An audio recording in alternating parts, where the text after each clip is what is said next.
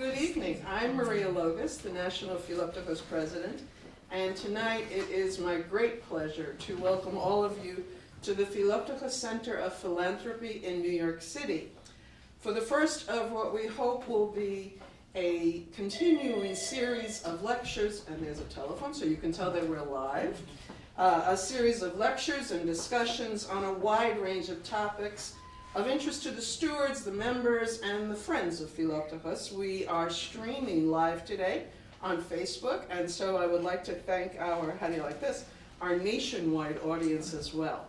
Our speaker tonight, our inaugural speaker, is Mary Skafidas, the Vice President of Investor Relations and Corporate Communications for the Loews Corporation, where she's responsible for leading all investor and public relations and communication strategies and activities. She's a very busy person, so we're very lucky that she could be with us tonight.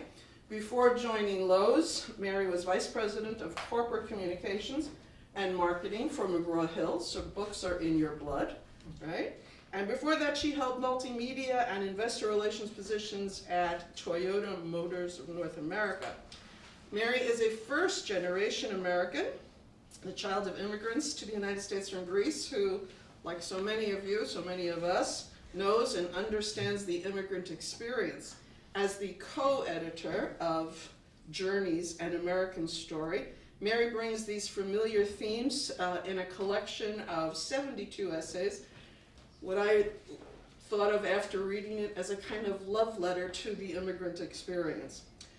Written by a very diverse and interesting and prestigious group of immigrants and their descendants, the essays recall fleeing from war, from persecution, from poverty, in search for the kinds of opportunities and freedoms that America promises.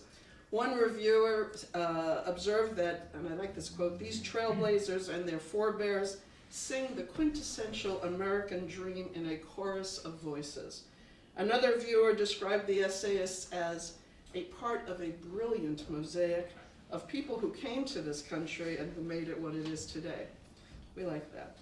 I'm confident that you're going to enjoy hearing a lot of the stories, that you'll identify with those stories, and I'm confident that you will join me in welcoming Mary Skafidas to the PCOP. Please come, Mary.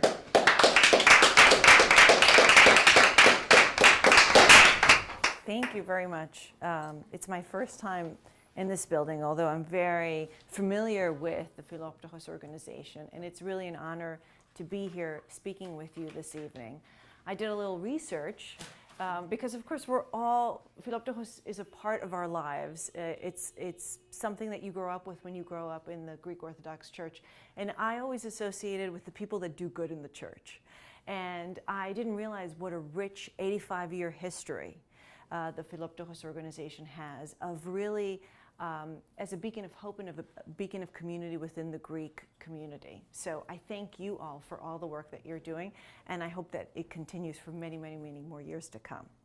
So I also think it's wonderful. You guys are trailblazers in your own right, that you're streaming this and it's actually working. I was so excited that it was telling me that it's just not going to be the people in the room, but we're incorporating, Facebook. So my kids may be, "Hi guys, if you're watching tonight." Okay, we'll see. I told them.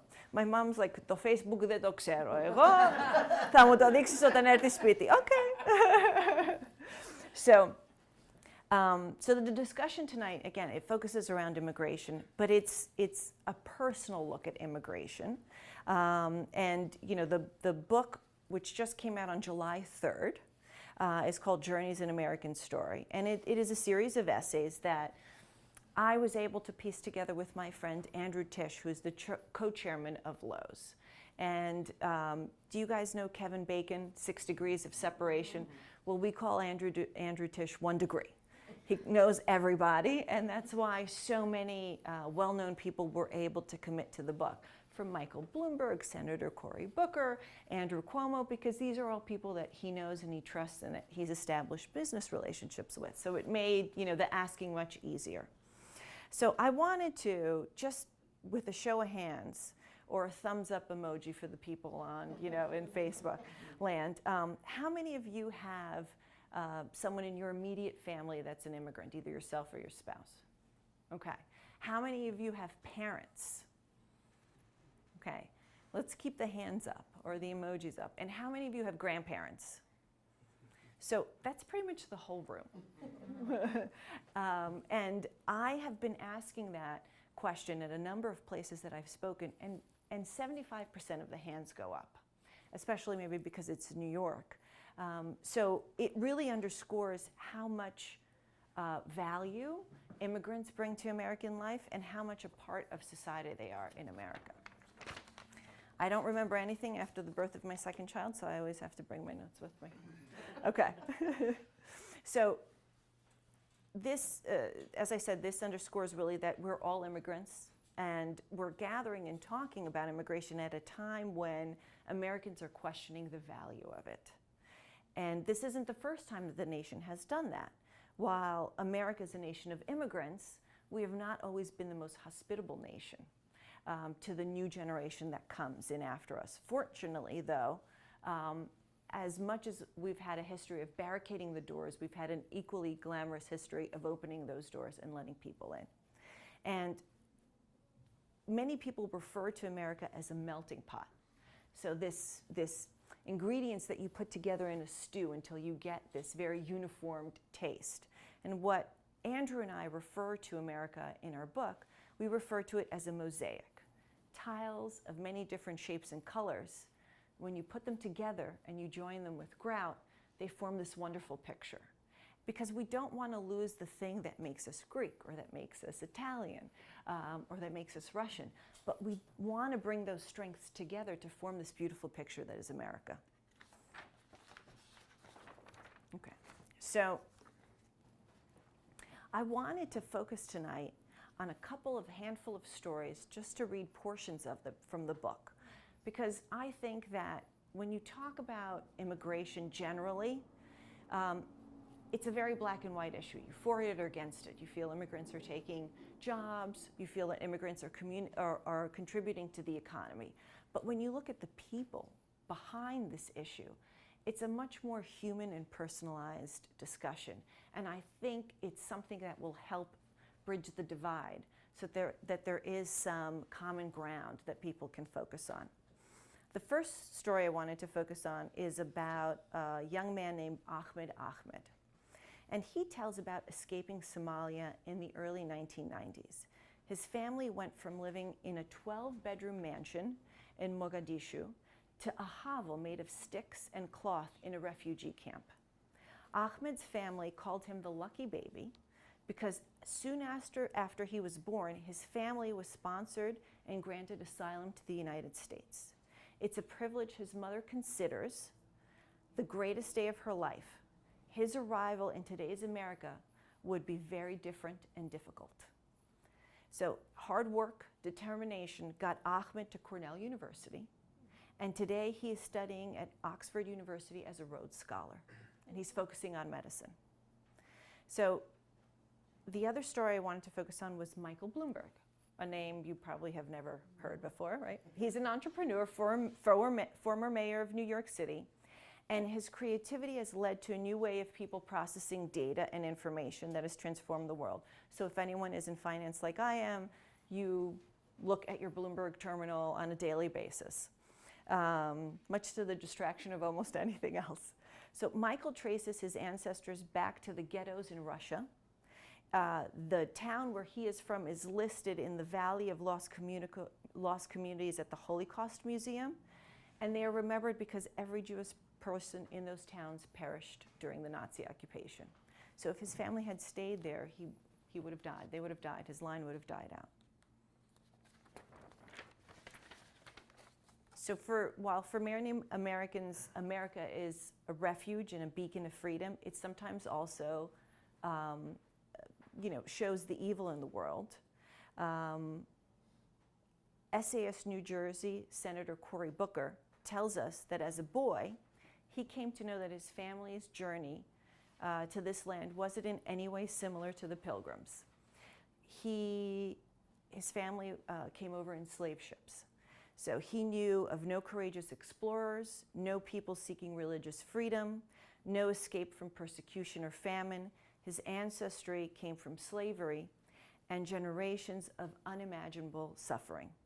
Yet Senator Cory Booker grew up with grandparents and parents who loved this country. And in the book, he tells of the story of his parents who had saved money and who had started to look at houses in the good neighborhood, which was mostly white at the time. And that when his parents came to look at the house, the real estate agent would say it was sold already. And there was a couple that volunteered to represent his parents, a white couple, who went in their stead, who was able to see the house. Of course, it hadn't been sold, and was able to put a deposit down for his parents. So a lot of people have helped them get, where he is today. And, he's not, I think Senator Booker is in his 50s, so this wasn't that long ago where the prejudice kind of ran very deep, even in New Jersey, even on the East Coast. So the journey to America is only the beginning of the challenge, right? Especially since so many of us have just gotten here, just within the few generations. Once you get here, you have to assimilate and to adjust to a foreign culture. And all the while, you have to find a way to feed and house your families. And something I'm sure that you can all relate to. So I always describe my upbringing as being of two countries. So my parents came here from Greece in the early 70s. And then they stopped growing. They didn't grow with America because it wasn't their country, but they weren't in Greece, so that they couldn't see all of the modernization that was happening. And so I remember that there was, they were very strict. My mother didn't know what a microwave was. If she didn't understand it, it caused cancer. It wasn't coming in the house. Later we find out that she was right, but we're not going to tell her this. Yeah. So it was a stilted upbringing, and I found myself in college for the first time, where all of these new experiences came rushing back to me. Something as simple as how to work a microwave, I didn't know when I was 18 years old. I remember the first time I used it, because we didn't have it, I put a metal pot in it. Oh my God, I've done that. It didn't work out so well. It's a little explosion, but I'm very good at it now. No. So one of the other stories is Senator, U.S. Secretary of Transportation Elaine Chao.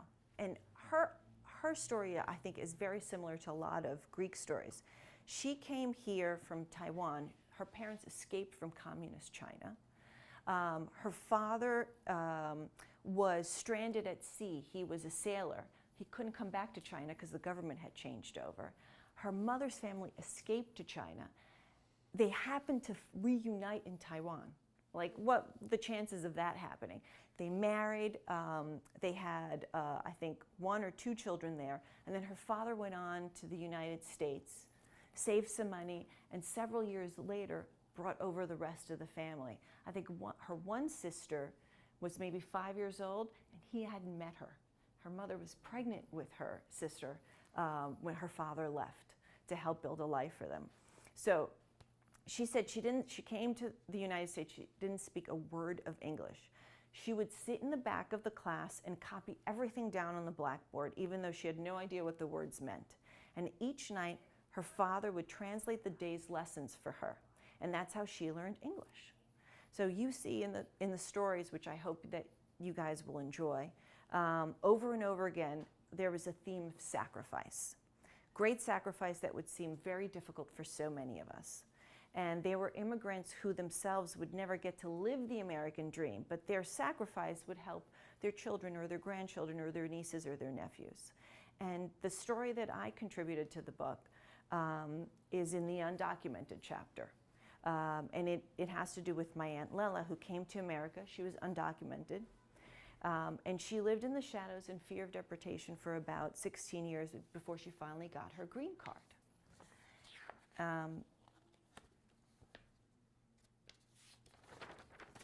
So she never became a citizen because she couldn't speak English, so she couldn't take the test at the time.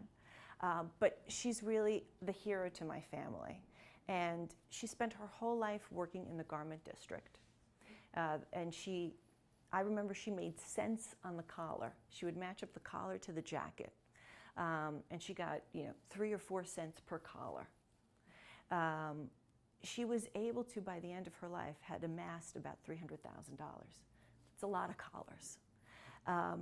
So she saved a lot of her money, and unfortunately, she died very young because she didn't go to doctors, because doctors cost money. And she ended up dying from ovarian cancer, but the money that she left helped me and my cousin go to college debt-free. So I don't know if my American story would have ever been written if not for my Aunt Lela. And I try not to talk about her in public. I really haven't spoken about her in the other talks I've done because it's still so very emotional for me. And if you can imagine, I'm sure there are a lot of Aunt Lelas in the room, or people that you know that have an Aunt Lela, people that have sacrificed, that have really given of themselves so that the next generation could achieve something far better. So immigrants, I think from the 72 stories that you see, that immigrants have literally built America from the ground up, including railroad, bridges, highways, and much of the infrastructure that we see today. About 40% of all Fortune 500 companies have been started by immigrants or the children of immigrants, right? That is, if that was a GDP, that would be the 3rd largest nation in the world today, those companies put together. So there are companies like Procter & Gamble, Apple, Pfizer, Tesla, Google, GE, Loews Corporation, which was founded by Andrew Tish's father and brother.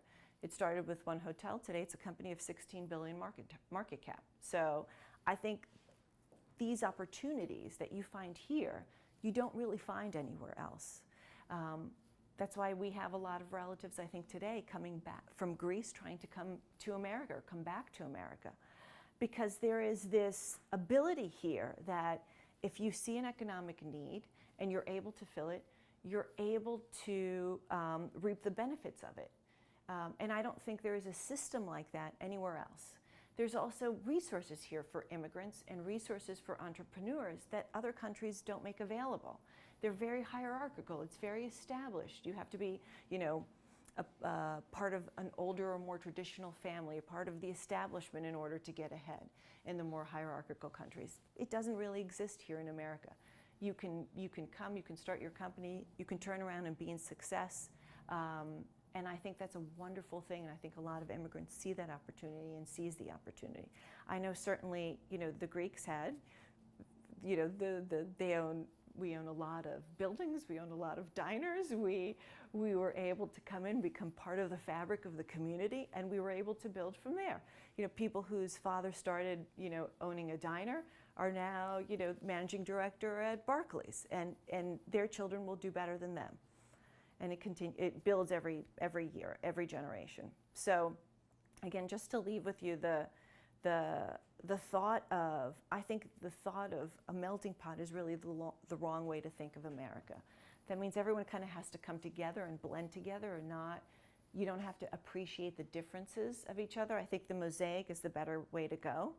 And the American success story, every American success story starts the same way yours did, or mine did, or the people's in the book did, which is someone taking that first leap of faith, someone being able to get on the ship or get on the plane and go to a country that they don't know and start over again. And I always turn red when I get excited, or so you don't have to rush Benadryl up here. Especially when I talk about my aunt. My emotion, my mom says, it always shows on my face. So, and she could always tell when I had red wine because the same thing happened. So I thought with that, I would take a pause. Since it's raining, I don't want to talk at you all night, but you got a flavor for some of the different stories in the book. And I would love to answer any questions. I would love to hear your own stories. I think it would be great if we could pull together a collection of Greek stories that we can share in the community. So, and hopefully maybe we can even start verbally tonight. What did you tell us, Liv? My story? We came here as refugees.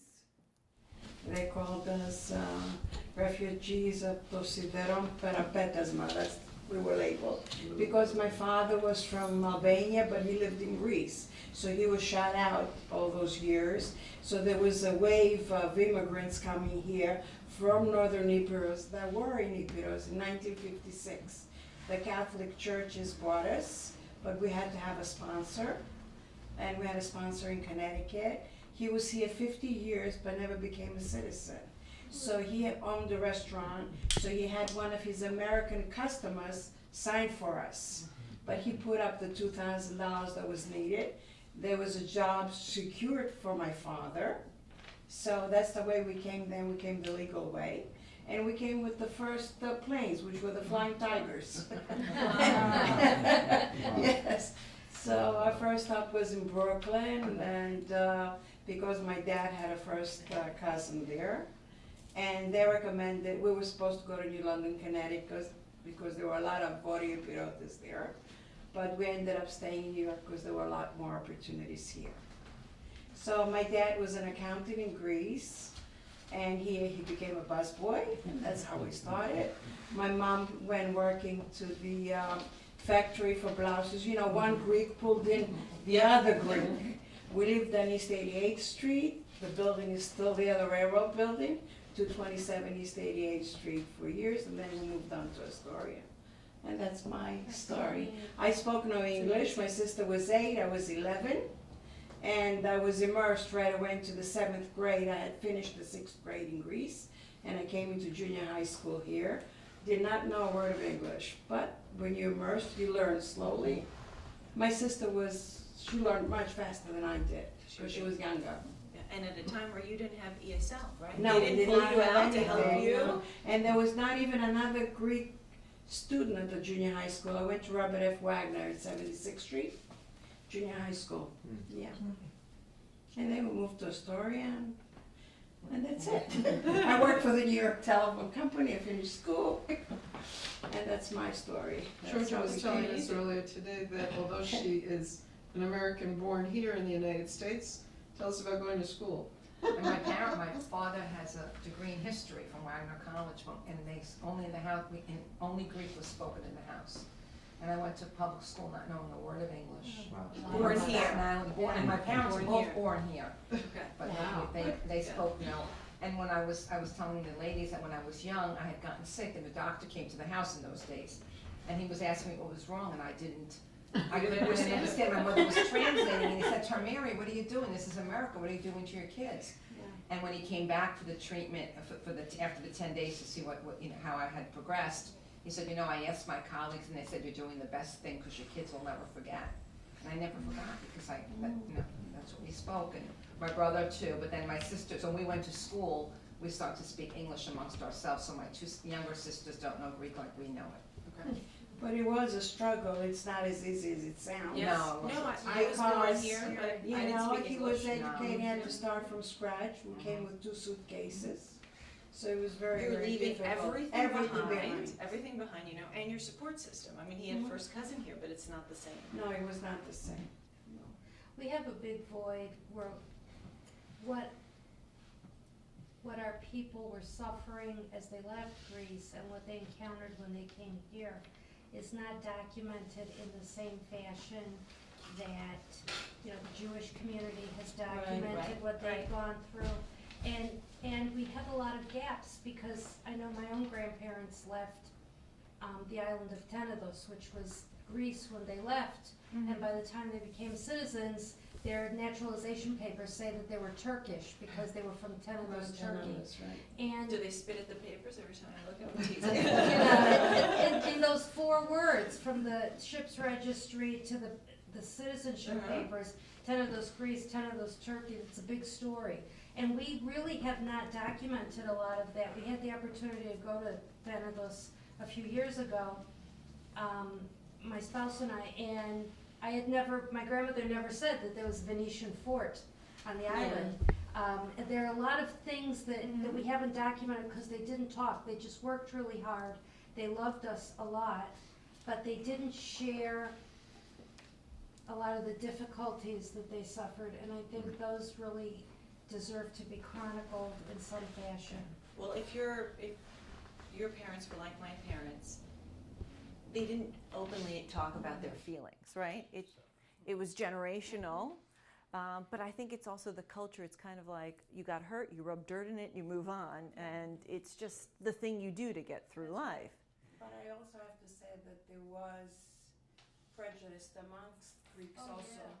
They did not accept you. And I know that my parents tried very hard to put me to the cathedral school, and they would not accept another child. They didn't even want to hear of an immigrant child going to the cathedral. So I know there were a lot of prejudices within Greeks' families too. The established Greek Yes. community here. Yeah. You've had a lot of experience with a lot of different immigrant populations. Cultures, yeah. One of the things that always, not necessarily confuses me, but is of interest to me is that Greeks or Greek Americans, no matter how many generations that they are away from Greece, Turkey, whatever, we retain a lot of the traditions and a lot of the language, and we all, whether we speak Greek fluently or not, we certainly all can engage in Gringish. You know, we each have a word that means something to us. And there are other populations that seem to have rejected the language. And what is it about us that, or what is it about the other populations that makes one group hold on so, I'll say successfully, while others have rejected it? Some of it is when you came over. I think earlier Greek generations in just the research that we've done. So Italians came before the Greeks, right? And when they did, they had no papers. They were trying to find jobs. They wouldn't get hired because they only spoke Italian. So they started to assimilate very quickly.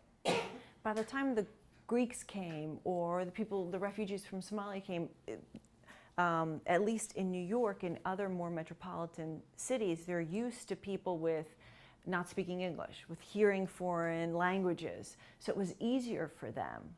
I think also if you look at the Chinese ended up settling together. The Greeks ended up settling together. They formed their own little village within the city center, which helped them.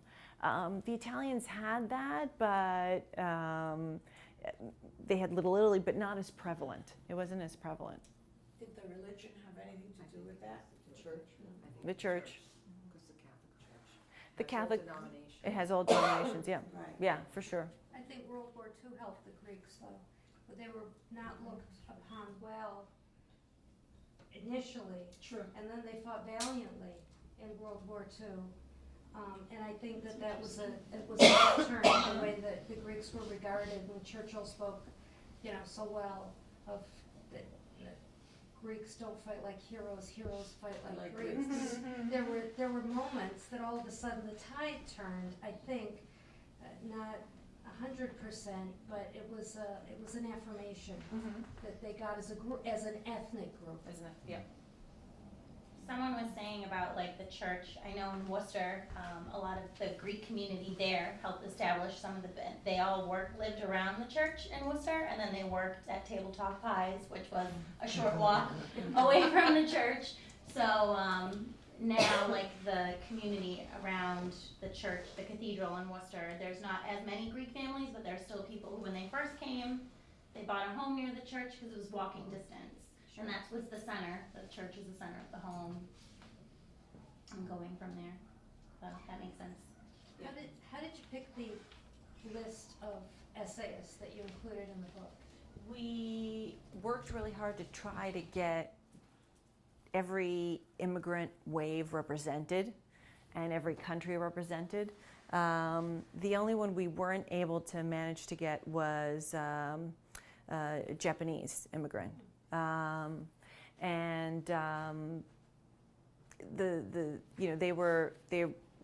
During World War II, there was camps in California. There was this very lovely 90-year-old woman who had been a child at one of those camps that was going to do an essay, but she was kind of lost her eyesight in the process of us writing the book, that she just wasn't able to do it because we just wanted to show the warts. There's a lot of good that comes from the immigrant history of America, but there are a lot of warts as well, and we wanted to be fair and show both. We also had a chapter dedicated to the indigenous people. just because they were, well, we're all immigrants, they were here first. And so we wanted to showcase, we have the President of the United Nations who wrote about his people's struggles with the immigrants that came. So, yeah. Did you do any studies or research about the difference of immigrant women versus immigrant men? We didn't do anything to quantify it, but we had a couple of organizations that helped us. So the New York Historical Society helped us. We got some help from the museum at Ellis Island, and also Monticello, which is the Thomas Jefferson Foundation. And they did a lot of research on Sally Hemings and Thomas Jefferson, and how when she traveled with him to France, she and her brother were free. But she decided to come back to the United States with him. Her brother took his freedom and stayed in France. And the myth is, oh, she was so in love, she wanted to come back with him. But the truth is, an unwed woman with no money at that time, she had no future. She was better off as a privileged slave than a free woman in France. And it's as hard as it was for men or for married women, it was much harder for single women or women that were widows. It was a harder, more treacherous trail to come from Europe to the United States without a male protector. So again, no research, but a lot of anecdotal stories that as hard as it was for men, it was twice as hard for women. I hope it has changed. I hope more has changed than Sally Hemings' time. So when you look at the way immigrants are viewed or the challenges now, what do you see? What do you say? The way immigrants are viewed now. In the research that we did, the next generation is always demonized. The next wave of immigrants is always demonized. They're different, we're not used to them, and it happened when the Chinese came over and built the railroads, and then there was a lot of rules to make sure that they went back to their country. They would let the men come over and build the railroads, but they passed a law not to let any Chinese women, because they didn't want the men marrying Chinese women and staying. If they wanted to find a wife, they wanted them to go back to China. And I think you see that there are a lot of different laws that were passed to try to keep immigrants out. Today is no different. I think, as a business person, I think we're at 3% unemployment. It's great right now, but at some point, if we want the economy to continue to grow, they need more workers. And if you bottleneck that flow of workers that are coming in, you're going to eventually stifle economic growth. Are immigrants today different than they were, I don't know, when, say, the Greeks started to come 100 years ago, or Yeah. Is there a universality to the immigrant? I think experience? the feelings of hope, of trying to aim for a better life, those seem to be, because you saw Ahmed is in his 20s, right? And it was the same thing that you read when earlier immigrants came over, even pre-Mayflower. There's one story in there from someone who's a descendant of a Haitian soldier that was, soldier for hire during the Revolutionary War. But I think that immigrants today have it easier because of Facebook, because of other social media, because you can Google and figure out kind of what life is like. You may have, an acquaintance on Facebook or on LinkedIn that lives in the city you're looking to move to. So I think there's less unknown. It's also easier. So my cousin is an American citizen. He moved back to Greece when he was 6 years old. And he's an engineer. He came here to study. He's an engineer from the United States. He moved back to Greece and he had a very successful career. And then it just kind of, his business dried up with everything that's going on for Greece. So he decided to move back here. He was able to find a lawyer for free to help his wife and his child apply for citizenship. The state senator's office helped him. There were resources for him to be able to get insurance. All of these things, these resources that are accessible today, weren't so easily accessible, I think, 50 years ago, 60 years ago. And that's why I think the church played such a large role, any sort of community, because one person helped the other. We have a question You were going to say, online. oh, you have a question? Yeah. People are online. People are online. So this is from Barbara Casales. Has your family story and background helped you navigate particular challenges, or has your story presented you with challenges? Oh, I think that's a great question. And I think we would probably all answer the same way. I think we would both say both, right? I mean, if I could talk my father into letting me go to a school dance, I could talk anyone into anything, basically, right? We all have Greek fathers, and for those of you who are guys who aren't fathers yet, you just wait. If you have a daughter, you'll see. But yeah, so I think more though, the Greek community is a very welcoming and warm community. I think the community helps each other out. I think there is pride, but without standoffishness that I see in other communities. And I think that sense of togetherness, that sense that we're all in this, that sense that we're going to help each other, I think really has opened a lot of doors for me.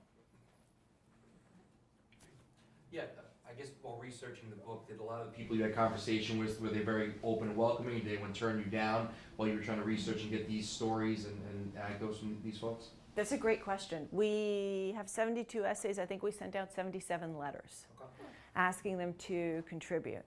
And for the most part, maybe because of what's going on in the news, they all wanted to share their story. There's a lot of Republicans in the book. There's a lot of Democrats in the book. I think there's still pride of, origin. The few people that turned us down were people that were writing their own book.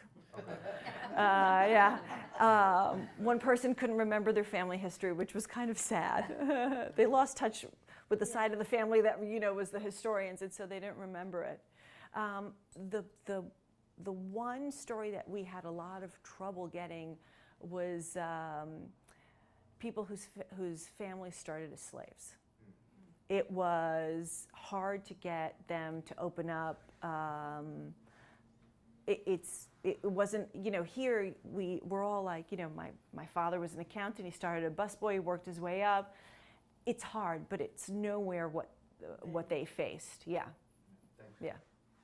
Thank you. Thanks for the question. How many people of color are essayists in your book? I can't remember offhand, but there's a number of them. More than 10. We tried to really be very inclusive of every ethnicity, so that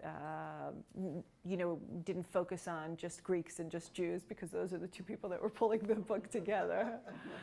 There's even Laura Murphy. Her stories in the book. Her family came from slaves, but also from one of the signers of the Declaration of Independence. And so she tells she tells it in a very funny way, but where the black side and the white side met each other for the first time. And the black side show the white side their credentials. Like, yeah, no, we're related.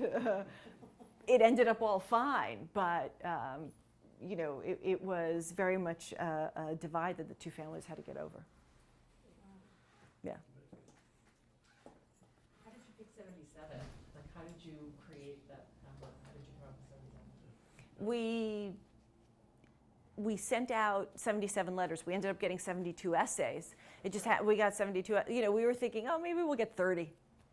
And then they just kept coming in and just kept coming in. And so we loved all of them. We loved all of them, and we wanted to include all of them. And we also thought that even though it makes for a longer book, you don't have to read it cover to cover. You can go to the person you like. You can read a story about particular origin. It's like we said, it's for the millennial generation, or the Generation Z. My kids, they don't read for more than 5 minutes unless there's a video attached to it. So. So who's most like the Greeks and who's most unlike the Greeks? That's a good question. There were a lot of similarities with Asian culture, and I don't know if it's because there's a really strong sense of family. The religion obviously wasn't, but it's a really strong sense of family and strong sense of community. Wow. Yeah, like when I read Secretary Elaine Chow's story, there is a lot of similarities to how I grew up. That's really interesting. Yeah. One more question. Chain migration. Many Greeks came, not, back then it wasn't called chain migration, which is what it's labeled now. Mm-hmm. Was that discussed in your book at all, or did that come up It in didn't. relation to how it's viewed now? It's come up afterwards in discussions. What's the right way to have immigrants come over? And, a lot of people have held up the way That's not the right Canada. way anymore, Huh. though. Well, a lot of people have held up Canada as a way to say, they have people who are sponsored by family members, but they also meet some other criteria, tests of character, skills, some other things. So it's a combination of both. I don't know if there's a right way or a wrong way. The United States seems to have done okay the way it's been going. That doesn't mean it doesn't need to be looked at. Certainly there's certain skill sets that are necessary today that we don't have. I mean, there's going to be a shortage of doctors. There's going to be a shortage of engineers. There already is. We educate some of the best and the brightest, and then we shoo them out of the country the day after their graduation. We should look at maybe extending their stay instead of sending them back to their country. I think that the biggest thing is to get the two sides to talk, and not to look at immigration as an evil thing, but clearly something that's necessary for the country. Canada has that multicultural policy concept, whatever. Mhm. Immigrants do they fare differently than they do in the United States? Or? I don't know. I know that the way that immigrants are chosen, or their vetting process, seems to be a little bit more evolved and involved. It's not just, oh, my cousin, I'm sponsoring him, he can come over. There's more things than just the sponsoring that has to be vetted. And so they get, maybe the skill set or the character or whatever that they're looking for. It's an interesting topic, yeah. We have another question. The church has played a major role in the history of Greek American immigration. In your research, how does organized religion compare in the context of other ethnic groups? That is a great question. So there's one essay in the back of the book that is written jointly by the Catholic Church and the UJA, the Jewish organization.